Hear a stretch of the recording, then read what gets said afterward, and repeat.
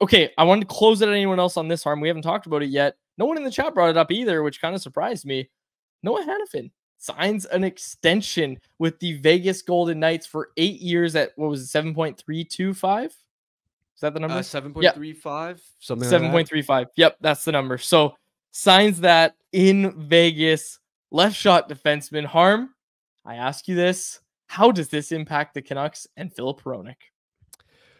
I'll be honest, that AAV came in a bit lower than I expected it to be, considering that, of course, we're expecting the cap to go up and just how valuable Hanifin is as a top pair defenseman. Look, if he was signing in Calgary, I would not have blinked twice if the AAV on his deal ended up being $8 million.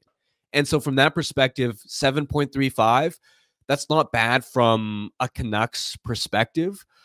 I will say, I'm sure Alan Walsh and Hronek's camp will argue that he took a discount in Vegas in some part because of the tax situation.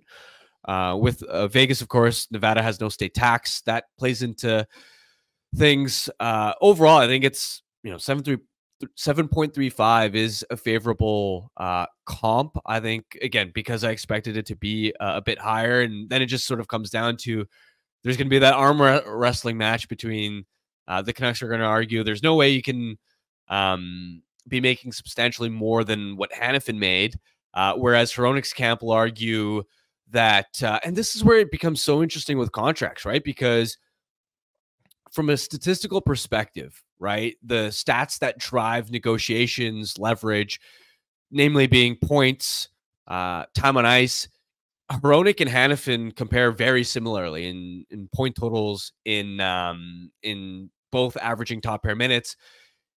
Because of that, again, Hronek's camp has strong leverage, but the other side of the coin is Hanifin, I think, is a substantially better all-around defenseman. Like, I think he can actually drive his own top pair, whereas Hronek, I don't have the confidence that that he can do that.